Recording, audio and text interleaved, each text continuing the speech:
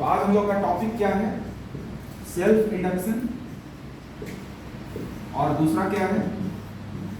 Mutual induction. Mutual induction. Self induction को पढ़ने के लिए हम लोग एक सिंपल एग्जांपल लेते हैं कि हमारे पास एक लूप है, ये हमारे इसमें करंट बह रहा है आई, और आई जो है वो चेंज कर रहा है। क्या कर रहा है? चेंज कर रहा है। तो एक करंट कैरिंग लूप के कारण मैग्नेटिक फील्ड भी होगा B equal to mu not I divided by 2R होता है ना। Magnetic field to current carrying loop कितना होता है? Mu not I by 2R। तो आप थोड़ा सा देखिए कि इसके थ्रू जो मैग्नेटिक फील्ड पास कर रहा है, मैग्नेटिक फील्ड का डायरेक्शन अंदर होगा, तो मैग्नेटिक फील्ड जो अंदर की ओर जा रहा है वो आ गया B equal to mu not I divided by 2R। तो थोड़ा ध्यान दीजिए कि अब B तो चेंज कर रहा है ना इसका, क्योंकि यहाँ पर I क्या सेट किया गया था? ये सेट किया गया है। I जो है इसमें वेरिएबल करंट सेट किया गया है, तो B भी वेरिएबल हो गया। B वेरिएबल हो गया तो फ्लक्स इक्वल टू क्या हो गया? B डॉट S, यानी कि B कितना हो गया हमारे पास? Mu not I divided by 2R, और एरिया हो गया पाई आर स्क्वायर। किसी चीज को भी हम काटेंगे नहीं, इसलिए नहीं काट रहे हैं कि एक चीज दिखाएंगे फाइनली कंक्लूजन। म्यूचुअल इंडक्शन हम लोग पढ़ क्या रहे हैं? Mutual induction. म्यूचुअल इंडक्शन ये कहता है कि एक सेल्फ करंट कैरिंग वायर का करंट के चेंज होने के कारण मैग्नेटिक फील्ड चेंज किया, और मैग्नेटिक फील्ड के चेंज के करने के कारण फ्लक्स चेंज किया, तो इंड्यूस्ड ईएमएफ जो होगा इसमें, अब तो इंड्यूस्ड ईएमएफ होगा क्योंकि फ्लक्स चेंज कर गया, तो induced EMF will be directly proportional to rate of change of current। ठीक है, directly proportional to di by dt। और जब हम इसको हटाते हैं प्रोपोर्शनलिटी को, तो वो कितना आ जाता है? सेल्फ इंडक्शन का एक कांस्टेंट आता है, सेल्फ कंडक्टेंस कांस्टेंट, उसको हम लोग L से दिखाते हैं। किससे दिखाते हैं? L से, di by dt। यहाँ पर माइनस साइन भी आता है, और माइनस साइन क्यों आता है वो भी बताएंगे। ठीक है, तो हमारे पास जो L है वो है क्या? Self inductance constant. ठीक है, induced EMF equal to minus of L di by dt। ये माइनस साइन फिर वही लेंस लॉ के लिए कि फिर इंड्यूस्ड ईएमएफ होगा, तो इंड्यूस्ड ईएमएफ के कारण भी करंट होगा, तो वो करंट कुछ उस डायरेक्शन में सेट करेगा कि it will oppose the change. देखिए ये तो करंट आपने सेट किया है, ये करंट आपने कैसा सेट किया है? वेरिएबल। तो ये वेरिएबल करंट के सेट होने के कारण वेरिएबल मैग्नेटिक फील्ड हुआ, यानी कि फ्लक्स वेरी करने लगा, और फ्लक्स टाइम के साथ चेंज किया तो क्या पैदा लिया? Induced EMF. और इंड्यूस्ड ईएमएफ अगर पैदा हुआ तो एक करंट जन्म लेगा, फिर तो वो करंट का डायरेक्शन इसमें वैसा ही सेट करेगा जिसके कारण अगर ये I का वैल्यू बढ़ रहा है, यानी कि B का वैल्यू बढ़ रहा है, यानी कि तो B को बढ़ने नहीं देगा। किसके कारण? इस EMF के करंट के कारण। ठीक है, उसी के लिए माइनस साइन है। अदरवाइज मैग्नीट्यूड वाइज हम लोग क्या लिखेंगे? EMF equal to magnitude wise क्या लिखेंगे? L di by dt। इसको हम लोग कहते हैं self induced EMF due to self induction. ये कॉन्सेप्ट है सेल्फ इंडक्शन का, कि अपने ही खुद के करंट के चेंज के कारण इसमें क्या पैदा हो गया? Induced EMF. आई बात समझ? अब देखिए, मान लीजिए कि हम लोग ये नहीं जानते हैं, ये वाला नहीं जानते, ये तो किताबी ज्ञान है। किताबी ज्ञान यही कहता है कि induced EMF in self induction, induced EMF will be directly proportional to rate of change of current flowing in loop.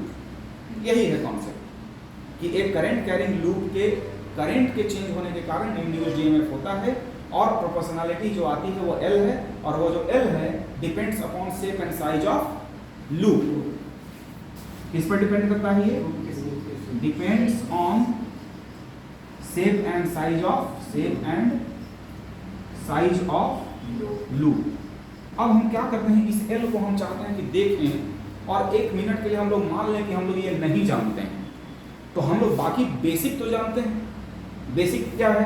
Basic ये है कि फ्लक्स इसमें आ गया mu not I divided by 2r into pi are square. अरे बस, क्योंकि यहाँ पर थीटा कितना होगा, बी एस कॉस थीटा होगा, तो थीटा कितना होगा यहाँ पर 0 डिग्री। थीटा कितना होगा 0 डिग्री, क्योंकि एरिया का डायरेक्शन किधर है, अंदर की तरफ, और मैग्नेटिक फील्ड का भी डायरेक्शन किधर है, अंदर की तरफ। तो हम इतना तो जान गए कि फ्लक्स हमारा इतना हो गया, फ्लक्स हमारा इतना हो गया। अब आइए हम फिर जानते हैं कि इंड्यूस्ड ईएमएफ इक्वल टू कितना होता है, minus d phi by D t. तो induced EMF equal to minus of d by D t, और फाई के बदले में क्या लिखिएगा, mu not I divided by 2r into pi are square. अब हमारा सब कुछ तो कांस्टेंट है एक्सेप्ट करंट, तो हम क्या लिखेंगे, EMF equal to minus mu nought pi are square divided by 2r into D I by D T. ध्यान दीजिए, L की तरह कौन ट्रीट करने लगा, L की तरह ट्रीट किया कौन, mu nought by 2r into pi are square. ध्यान दीजिएगा, ये म्यू नॉट बाई 2r जो फैक्टर है, ये म्यू नॉट बाई 2r जो फैक्टर है, वो इस लूप के कारण, मैग्नेटिक फील्ड के कारण है क्या। और एरिया को हम छुए नहीं जानबूझ के, ताकि आपको हम दिखा सकें कि एरिया जो है, एल जो है एरिया पर डिपेंड कर रहा है, और साथ ही साथ किस पर डिपेंड कर रहा है, mu nought by 2r। r क्या है, रेडियस। तो रेडियस फिर क्या हो गया, लूप का शेप एंड साइज को बता रहा है। r किसके लिए है, यानी सर्कुलर कोई चीज है। यदि आपको कोई कह दे कि इस लूप का L क्या होगा, तो इस लूप का L कितना होगा, इस लूप का L होगा mu nought pi r divided by 2। कोई दिक्कत क्या, कट उठ के कितना हो गया, mu nought pi r by 2। कोई दिक्कत क्या। तो ये सेल्फ इंडक्शन का कहानी है। तो डायरेक्टली एग्जाम में कैसे लिखना पड़ेगा आपको कि सेल्फ इंडक्शन का कॉन्सेप्ट क्या लिखिएगा, induced EMF in this loop will be directly proportional to rate of change of current flowing in this loop. When we remove proportionality, a proportionality constant comes, that is L. L is called self-inductance constant. L is called self-inductance constant. इसकी unit क्या होती है, Henry. Unit क्या होती है, Henry. अरे बस capital में H से दिखाएंगे। ये L का वैल्यू जो होता है 2 मिली हेनरी, 3 मिली हेनरी, मिली के ऑर्डर में होता है, 10⁻³ के ऑर्डर में होता है। ठीक है, क्यों होता है, क्योंकि म्यू नॉट का वैल्यू क्या है, 4 पाई इंटू 10⁻⁷। देख लीजिए लमसम L का वैल्यू कहां तक जा सकता है ना।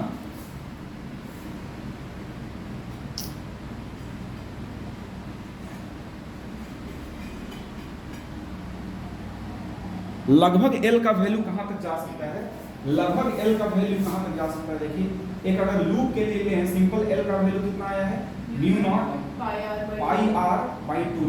तो म्यू नॉट का ऑर्डर क्या है, 4 पाई इंटू 10⁻⁷। पाई r का वैल्यू मीटर ऑर्डर में अगर भी गया और डिवाइडेड बाई 2 हुआ, तो ये लगभग जो है वो 10⁻³ 10⁻⁴ के ऑर्डर में आएगा। 10⁻³ टू 10⁻�6 ऑर्डर में क्या रहता है, ये हम लोग को प्राय मिलता है। और ये जो हम लोग पढ़ाई पढ़ते हैं, ये सब मैग्नेटिक फील्ड, सेल्फ इंडक्शन, ये सब हम लोग का जो सिलेबस है वो बहुत ही छोटे छोटे लूप के लिए है, यानी R भी बहुत बड़ा नहीं है, R भी क्या है, छोटा ही है। अरे बस सुनिए, तो जो हमारा इसका वैल्यू रहेगा, इसको मिटाते हैं, इसका कोई मतलब नहीं है। L का जो ऑर्डर रहेगा ऐसा रहेगा, 2 मिली हेनरी, 3 मिली हेनरी, ऐसा टाइप का इसका आपको वैल्यू मिलेगा। और L क्या है, self inductance constant of loop. कोई दिक्कत है क्या। अब इसके बाद शुरू होगा म्यूचुअल इंडक्टेंस कांस्टेंट। ठीक है, आपको इस तरह से एग्जाम में बहुत कुछ पूछ सकता है कि L का वैल्यू क्या होगा इस लूप के लिए, इस लूप के लिए, इस लूप के लिए। तो आपको बकायदे ये डेरिवेशन पता रहेगा, तभी आप निकाल पाइएगा। तभी तो चाहिएगा आप यहाँ तक जब तक नहीं पहुंचिएगा। देखिए D I by D T का जो कॉफिशिएंट है वही ना L होगा, होगा कि नहीं होगा। यानी कि आपको वहां तक तो जाना होगा, और वहां तक आप किस बुनियाद पर गए हैं, शुरुआत से गए। देखिए आप यहां से पकड़ के चले हैं तो फाइनली आपको एक कांस्टेंट मिला है और multiplied with D I by D T मिला है। यानी कि आपको जब फंडा क्लियर रहेगा तो ही तो आप L निकाल पाइएगा किसी भी लूप का। मान लीजिए कि यही इसी में टर्म कितने रहते, n टर्म्स रहते हैं, तो L का वैल्यू में n से गुना हो जाता है। ठीक है ना। अब मान लीजिए कि लूप हमारा कुछ अलग टाइप का है तो उसके लिए अलग डायमेंशन होगा। तो इस तरह से आपको सोचना होगा। तो सेल्फ इंडक्शन हमारा इतना ही है, नोट करिए।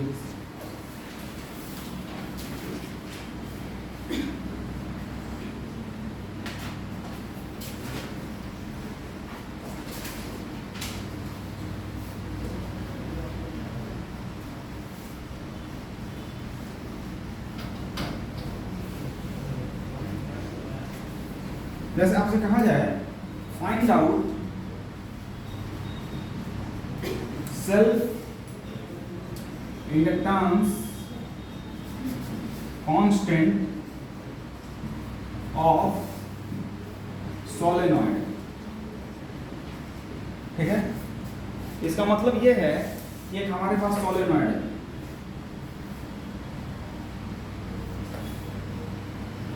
इसमें टोटल कितने टर्न हैं, n टर्न है, लंबाई कितनी है, l है, इसकी लंबाई कितनी है, l है, स्मॉल n क्या हो जाएगा, कैपिटल N बाई l, है ना।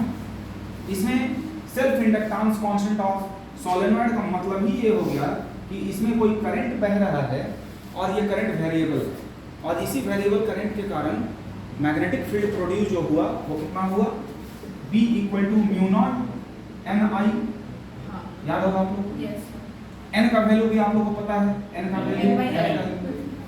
अब आपको कह रहा है क्या कि इस सेल्फ इंडक्टेंस कांस्टेंट ऑफ क्या बोलता है, सोलेनॉइड। इसका मतलब साफ है कि ये I वेरिएबल है जिसके कारण फ्लक्स जन्म लेगा। फ्लक्स कितना जन्म लेगा, B और S। अरे बात अच्छा, ये करंट ऐसे जा रहा है तो मैग्नेटिक फील्ड कैसे होंगे, इसमें ऐसे होंगे, ठीक है ना। मैग्नेटिक फील्ड कैसे होंगे, ऐसे होंगे, क्योंकि देखिए करंट कैसे जा रहा है अंदर क्यों, तो ऐसे हाथ घुमाएंगे कोई दिक्कत। अब B कितना हो गया हमारा, फ्लक्स जो हुआ लिंक B हो गया हमारा म्यू नॉट N I, और S क्या हो गया बताइए, पाई R स्क्वायर। R क्या है, रेडियस ऑफ सोलेनॉइड, R ये हमारा रेडियस हो गया। अच्छा ये तो एक टर्न है, एक टर्न के साथ ये फ्लक्स हुआ ना, एक टर्न के साथ फ्लक्स लिंक हुआ इतना। मैग्नेटिक फील्ड तो B हमारा इतना हर लूप से क्रॉस कर रहा है। ये तो फ्लक्स जो निकला हमारा एक टर्न से निकला। हमारे पास कितने टर्न हैं, तो कैपिटल N से गुना करना पड़ेगा। ये आपको दिखाएगा टोटल टर्न, टोटल टर्न कितने हुए, और इन टोटल टर्न से कितना मैग्नेटिक फील्ड पास कर रहा है हर समय इतना, तो टोटल फ्लक्स कितना हो गया। तो इंड्यूस्ड ईएमएफ इक्वल टू क्या होगा हमारा, बताइए, माइनस ऑफ d∅dt। और सेल्फ इंडक्शन के अनुसार इंड्यूस्ड ईएमएफ क्या होगा, माइनस ऑफ L di/dt। यानी कहीं ना हमको di/dt का कोएफिशिएंट निकाल दें तो हमको L निकल जाए, यही ना है फंडा। बस चुपचाप जड़ को पकड़ के काम करेंगे, अपने आप आएगा। तो क्या करेंगे फिर, देखिए induced EMF equal to minus d/dt, और फाई का वैल्यू क्या कर देंगे, mu not N I pi R square capital M, यही ना होगा।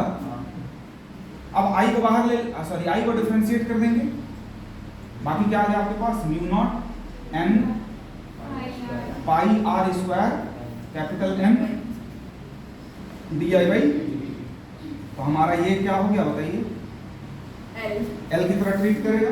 L will be L solenoid लिखेंगे, क्या लिखेंगे इसको, L सोलेनॉइड। सोलेनॉइड का जो L होता है वो कितना होता है, mu not N pi R square capital N। अब इसको क्या करते हैं हम लोग कि इतना याद रखें, या फिर हम लोग इसको एक शॉर्ट फॉर्म दे दें। आप इतना याद रख सकते हैं, अति उत्तम।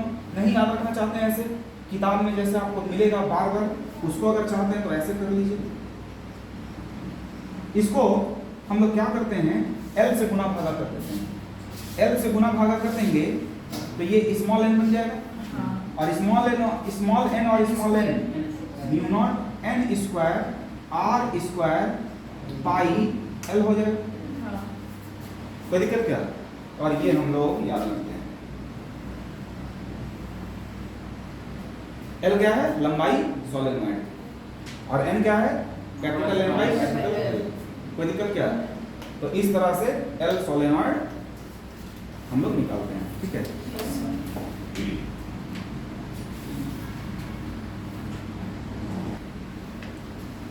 कुछ खत्म कर देंगे आज पूरा, ठीक है। तो सेल्फ इंडक्टेंस कितना हो गया, इतना हो गया। इसके आगे और इसको मैनिपुलेट करना चाहते हैं तो कर सकते हैं, करना चाहते हैं।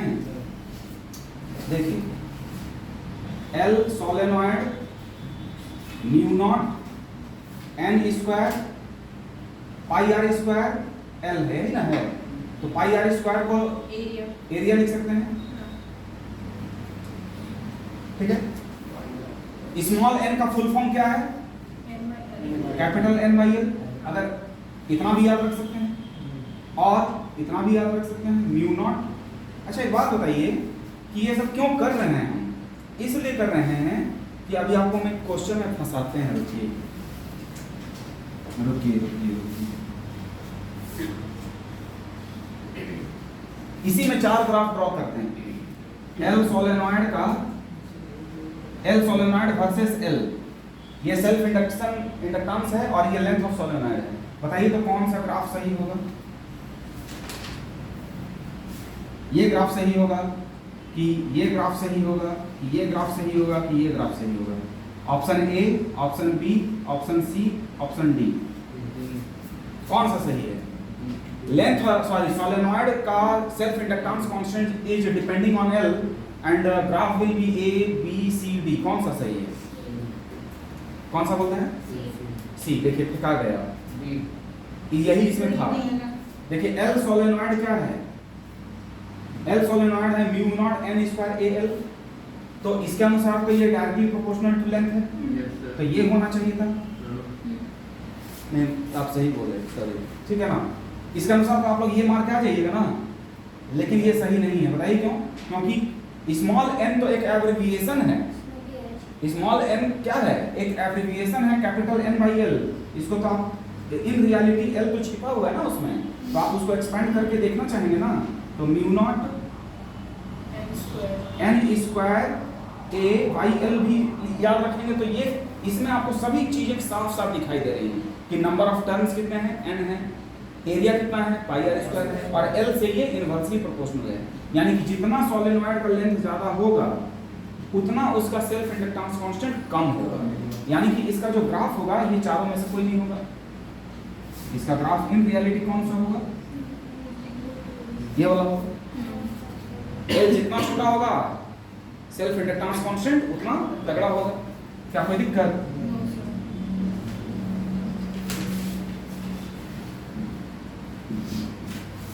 समझ में आया? तो आपको थोड़ा सा दिमाग में तो रखना होगा। एरिया बढ़ेगा तो सोलेनॉइड का लेंथ, सोलेनॉइड का value sorry self inductance constant of solenoid भी बढ़ेगा, है कि नहीं? तो इसलिए ये भी जानना बहुत ही जरूरी है, ये वाला, है कि नहीं? इसमें जो मटेरियल यूज किए हैं, ये वाला फार्मूला जो है, इसमें जो मटेरियल यूज किए हैं उस मटेरियल को सभी चीजों को देख पा रहे हैं आप अलग अलग। उन सभी मटेरियल्स को आप अलग अलग क्या करके देख पा रहे हैं कि भाई कितना कैसे यूज हुआ है, और वो प्रोडक्ट में है कि डिवीजन में। तो सारे चीजों को अच्छे से दिमाग में रखिए। पढ़ सकते हैं हम लोग। तो सोलेनॉइड का सेल्फ इंडक्टेंस कांस्टेंट आपको याद रखना चाहिए और इसका एक्सप्रेशन को याद रखना चाहिए, नंबर अगर लाना है एग्जाम में तो, नहीं तो उस समय डिराइव करिएगा क्या इतना, ठीक है? तो कौन सा याद रखना उचित होगा बताइए? L सोलेनॉइड कौन सा याद रखना ज्यादा उचित होगा? Mu naught n square capital N square. नहीं, इसको हम याद रखेंगे ना तो मेरा काम mu naught n square AL, ये हमको याद रह पाएगा कि चलो भाई ऊपर में ही सब है, नीचे में कुछ नहीं है। और स्मॉल n को दिमाग में क्या रखिएगा, capital N by L। Graph दे देगा तो एब्रिविएशन को खोल दीजिएगा, यानी कि स्मॉल n को कैपिटल N बाई L लिख दीजिएगा। कोई दिक्कत क्या? ओके। अब आते हैं हम लोग कि हमारे पास self inductance constant of toroid, toroid भी हमारे पास है, उसका सेल्फ इंडक्टेंस कांस्टेंट निकालते हैं।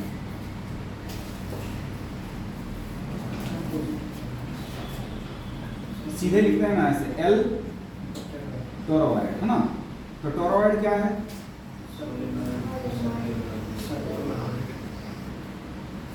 ठीक है। अब इसमें नंबर ऑफ टर्न कितने हैं, मान लीजिए कैपिटल N। तो हम लोग पढ़े थे ना कि B dot DL ampere circuital law, B dot D L equal to क्या होता है, mu not I total, mu not I total, I total, very good. और आई टोटल कितना होगा, ये हमारा एम्पियर सर्किट हुआ, ये हमारा क्या हुआ, एम्पियर सर्किट हुआ मेरा ये। Yes sir. डीएल कितना हो जाएगा, 2 pi r, r is radius of ampere circuit, और आई टोटल कितने हो जाएंगे बच्चे, n इंटू आई, क्योंकि इसमें कितने टर्न्स हैं, n। तो इसने कितनी बार करंट को इनक्लोज किया, n बार, तो इसीलिए आई टोटल जो है वो कितना हो गया, n। और इस तरह से b इक्वल टू क्या आ गया हमारे पास, mu not n divided by 2 pi r into I. इसको आप स्मॉल n कह सकते हैं, यहाँ पर इसको स्मॉल n आप कह सकते हैं। देखिएगा सोलेनॉइड के केस में, सोलेनॉइड के केस में L ये था और N ये था और स्मॉल n क्या था, N। ये सोलेनॉइड के केस में है, और टोरॉइड के केस में स्मॉल n क्या है, capital N divided by 2 pi r। अरे बस सुनिए, तो इसको दिमाग में आपको रखना है। अब रही बात कि हमको क्या जाना है, सेल्फ इंडक्टेंस कांस्टेंट निकालना है टोरॉइड का। तो जहां पर बात आ जाएगी सेल्फ इंडक्टेंस कांस्टेंट, यानी हम अपने ही में कुछ चेंज लाके अपने में ईएमएफ पैदा कर रहे हैं, यानी कि उसमें करंट जो है वेरिएबल है, तो उस वेरिएबल करंट के कारण वेरिएबल मैग्नेटिक फील्ड उत्पन्न होगा, क्रिएट होगा ना, म्यू नॉट एन आई। ठीक है, और इसी वेरिएबल मैग्नेटिक फील्ड के कारण क्या चीज जन्म लेगा, फ्लक्स बदलेगा। फ्लक्स कितना हो जाएगा बच्चों, फ्लक्स हो जाएगा BS। अब ये देखिए, ये जो मैग्नेटिक फील्ड है वो कैसे है, टेंजेंशियल है। मैग्नेटिक फील्ड कैसे है, टेंजेंशियल है, हर वक्त क्या है, ये टेंजेंशियल है मैग्नेटिक फील्ड। और मैग्नेटिक फील्ड हर लूप से पास कर रहा है, तो मेरे पास लूप कितने हो गए, नहीं, एक लूप से तो BS होता, लेकिन मेरे पास कितने लूप हैं, n लूप हैं, तो SN हो गया। तो टोटल फ्लक्स लिंक पता चल गया। और B का वैल्यू कितना लिख देंगे, mu not n I S n। किसी को कोई आपत्ति है? अब इंड्यूस्ड ईएमएफ क्या होता है, इंड्यूस्ड ईएमएफ होता है minus of d phi by dt, और सेल्फ इंडक्टेंस का कॉन्सेप्ट कहता है E equal to minus L di by dt, यानी कि हमको di बाई dt का कोफिशिएंट को खोजना है। तो हम क्या करेंगे, इसको माइनस, देखिए इसको करेंगे तो म्यू नॉट n s और कैपिटल N बाहर आ जाएगा, तो म्यू नॉट क्या आ जाएगा हमारा, mu naught n s capital N di by dt। तो हमारा देखो चलो L टोरॉइड क्या आ गया बताओ, mu naught n s capital N। अब क्या है, अब तो इसको हमको सॉल्व करना है, तो आइए सॉल्व करते हैं। L का वैल्यू को यहाँ पर लिखे हैं हम, यहाँ लिख सकते हैं,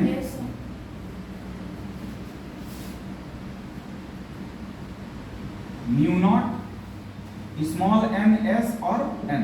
अच्छा, s जो आप लिखे हैं, ये जो s लिखे हैं ये क्या था, इस लूप का एरिया था, इस लूप का एरिया था, क्योंकि इस लूप से मैग्नेटिक फील्ड पास कर रहा है, तो उस लूप का एरिया हम लोग लिखे थे। B डॉट S जो आप लिखते हैं फ्लक्स, वो S क्या लिखते हैं, जिस लूप से फ्लक्स मैग्नेटिक फील्ड पास करता है, तो ये S किसका है, इसका है। म्यू नॉट n के बदले में क्या लिखेंगे बताइए, capital N divided by 2 pi r। अच्छा, ये r क्या था, इसका रेडियस था, और इसका रेडियस तो मान लीजिए कि स्मॉल r, इसका रेडियस क्या है, स्मॉल r। तो क्या लिखेंगे, mu naught n s, s के बदले में क्या लिखेंगे, पाई r स्क्वायर और कैपिटल N। तो ये कितना आ गया देखिए, तो पाई से पाई कट गया, तो हो जाएगा ना mu nought by 2 n square r square by capital R। कोई दिक्कत क्या है, यही होगा। ओके, आएगा एग्जाम में, आपको इतना याद रखना पड़ेगा, नोट कर लें।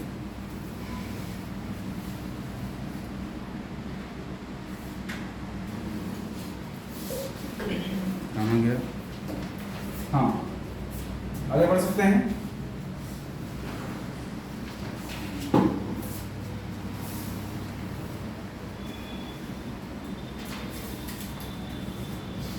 अब आए हम लोग पढ़ेंगे सेल्फ इंडक्शन हो गया, यानी खुद में कुछ चेंज किए और उसी के कारण मेरे अंदर ईएमएफ डेवलप हो गया।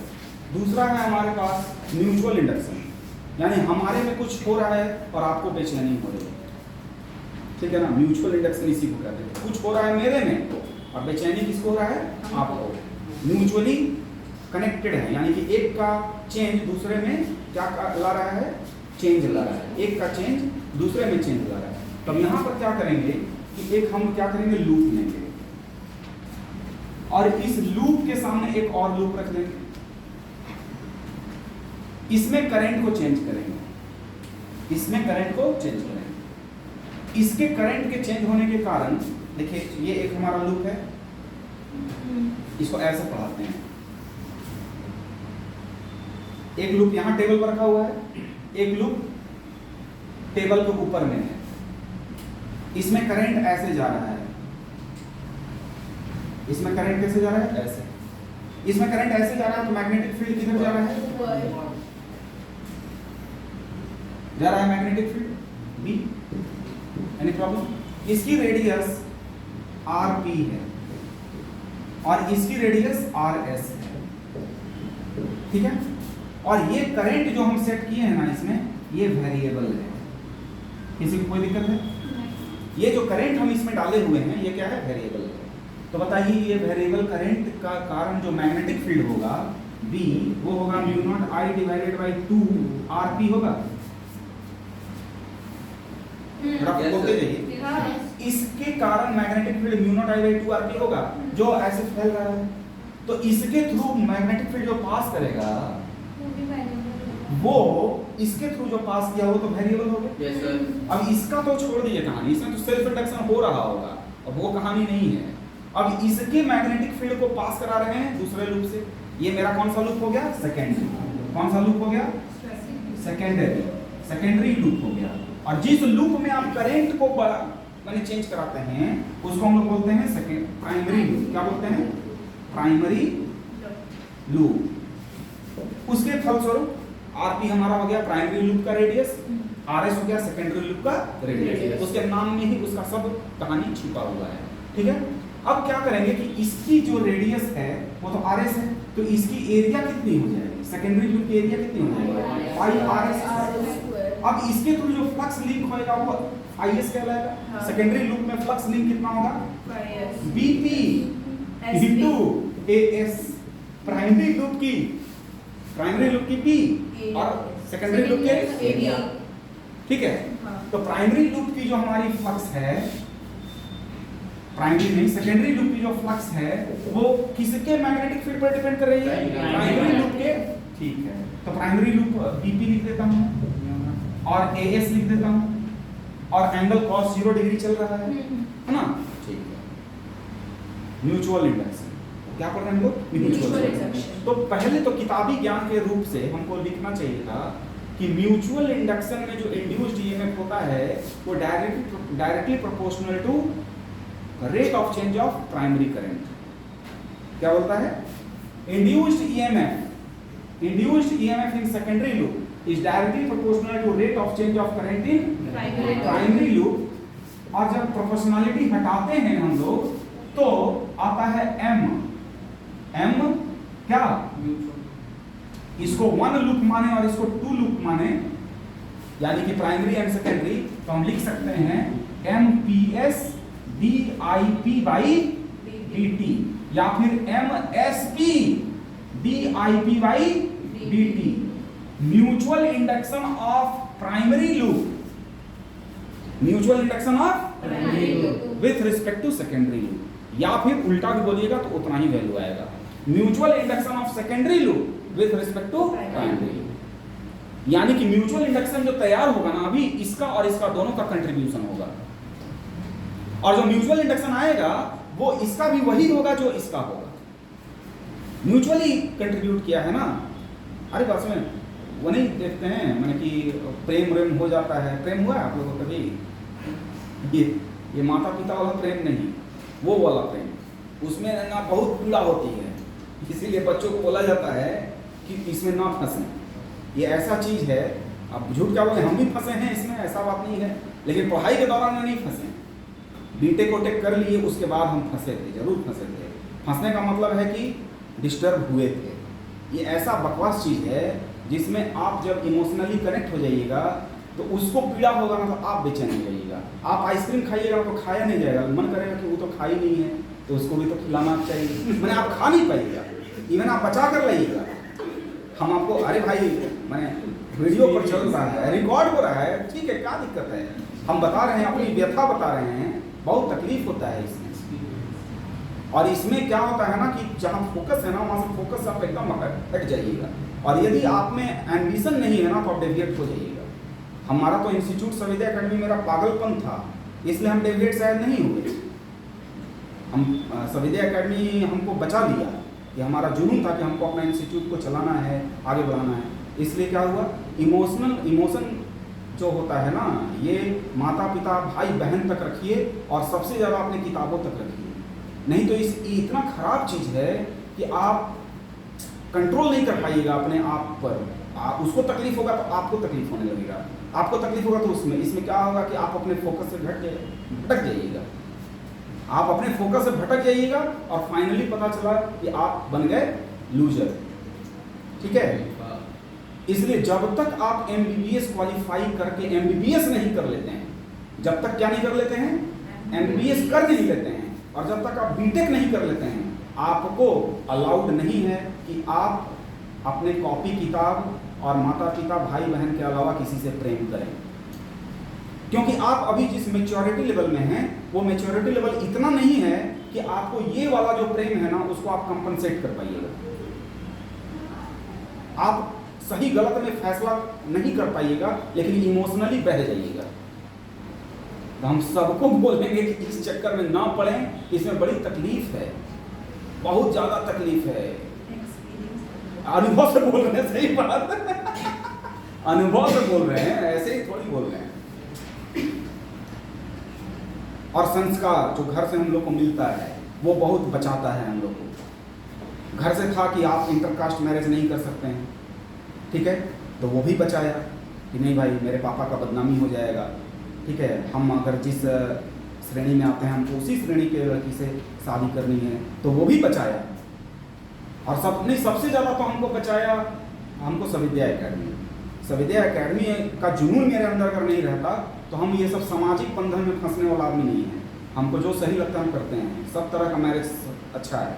लेकिन हाँ, मेरे पिताजी को उससे तकलीफ हो जाता, कुछ मैंने कि हो जाता, उनको ब्रेन हैमरेज हो जाता, मैंने कुछ हो जाता, हमको उसके लिए बड़ी परवाह रहता था, इसलिए हम एकदम डेविएट नहीं हुए। और बीटेक करने के बाद हम डेविएट हुए, फिर भी संभल गए अपने पिताजी के प्रेम के कारण कि मेरे पिताजी को तकलीफ होगा, सामाजिक रूप से लोग बहुत तरह के बात बोलेंगे, और सविता एकेडमी, ये दोनों हमको बचाया। तो दो चीज़ें बड़ी जरूरी है, आपका जुनून, आपका एम्बिशन आपको बचाते रहेगा, और आपके अंदर जो अपने माता पिता के प्रति जो चिंता है वो आपको बचाता है। हरी बात सुनिए, इस जन्म ये दो चीज़ कर लीजिए ना, अपने माता पिता का ख्याल रख लीजिए, क्या दिक्कत है? ये जन्म माता पिता के अनुसार, क्या दिक्कत है? माता पिता क्या चाह रहे हैं? आपका केवल भला तो चाहते हैं,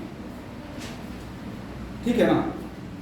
तो बहुत खराब चीज है, कृपया म्यूचुअली कनेक्ट ना हो।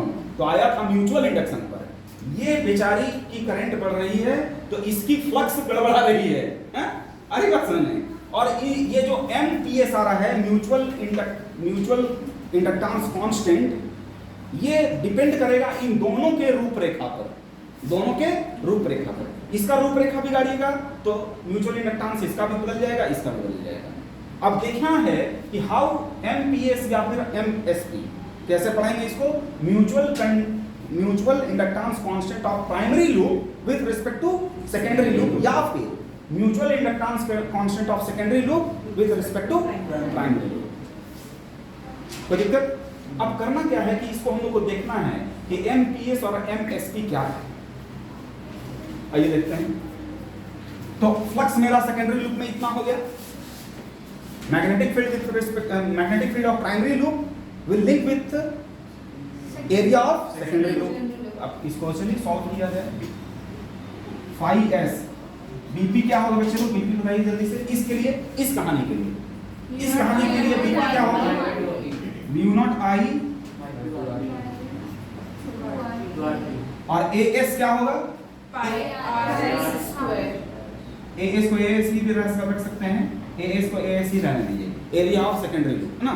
अब क्या करेंगे बताइए? Induced EMF equal to minus B phi S by D T.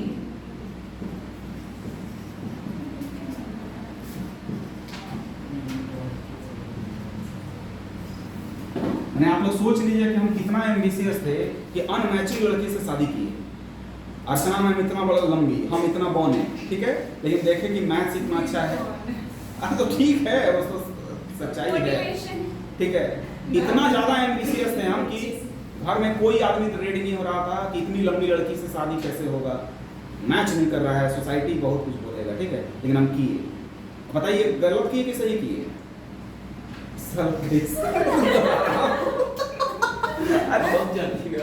बहुत अच्छा किए, बोलो।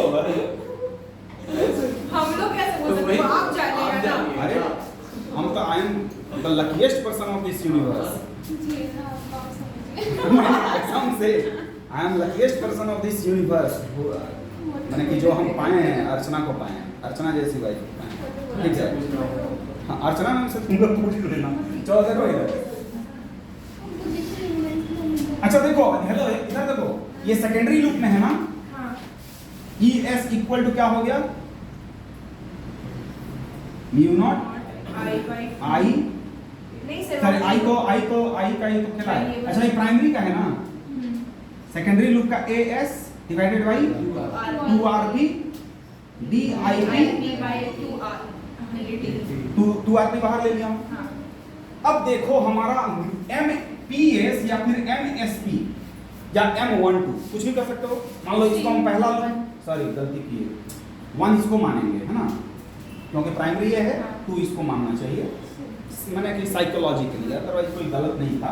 तो MPS या फिर MSP क्या लिखेंगे? M12 या फिर M21, ये भी लिख सकते हैं। शॉर्ट में हम लोग ऐसे लिखते हैं, 1-2 से थोड़ा जल्दी लिखा जाता है ना। तो क्या करेंगे यहाँ पर बताओ? ये हमारा क्या बन गया बताओ? M12 बन गया। M12 चलो कर लेते हैं यहाँ पर, M12 यानी कि mutual induction of first loop with respect to second loop, या फिर M21 इक्वल टू क्या हो जाएगा? Mu nought AS divided by 2R। तो देखो तो कितना आ गया? Mu nought pi R S का स्क्वायर डिवाइडेड बाई 2R। यही आंसर हो गया, ठीक है। अब इसमें वैरायटी देखेंगे हम लोग। मान लो इसमें n टर्म कर दिए, इसमें n1 टर्म कर दिए, इसमें n2, तो क्या होगा, है ना। करते हैं, पहले इतना नोट करिए। तो म्यूचुअल इंडक्टेंस कांस्टेंट का भी यूनिट क्या होता है? हेनरी ही होता है, ठीक है ना।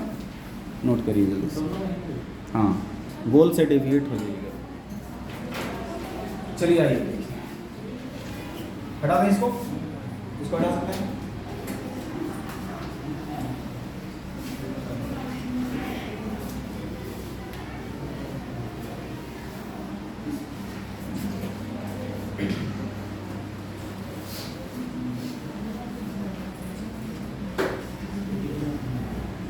इसमें N1 टर्न है,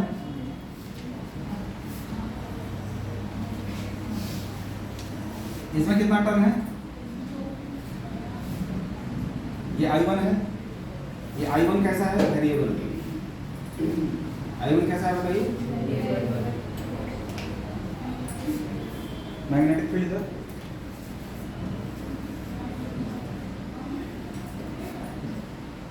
ये B1 हो गया, ठीक है। चलिए हम लोग बताना है M क्या होगा, कैसे फटाफट करेंगे। इसके एक टर्न के कारण B1 कितना होगा? इसका रेडियस R1 मान लेते हैं, म्यू नॉट M1 I1। एक टर्न के कारण कितना होता बताइए? कितने टर्न है? N1 हो गया। अब ये वाला मैग्नेटिक फील्ड इससे पास करेगा,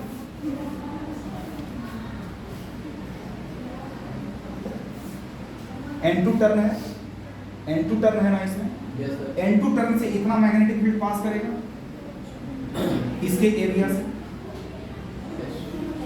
कोई दिक्कत क्या है?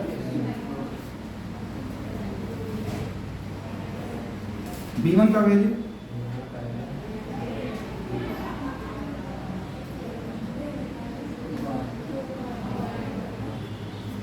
S2 क्या हो जाएगा?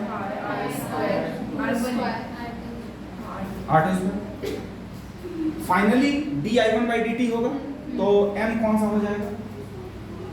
I को छोड़ के बाकी सब यही ना होगा, तो V0 N1 N2 pi R2 square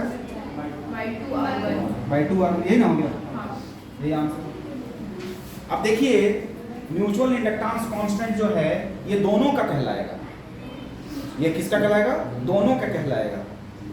ये डिपेंड कर रहा है ना पहला वाले के टर्म पर, ये डिपेंड कर रहा है ना पहला वाले के रेडियस पर, ये डिपेंड कर रहा है ना दूसरे वाले के रेडियस पर, ये डिपेंड कर रहा है दूसरे वाले के टर्म के कारण।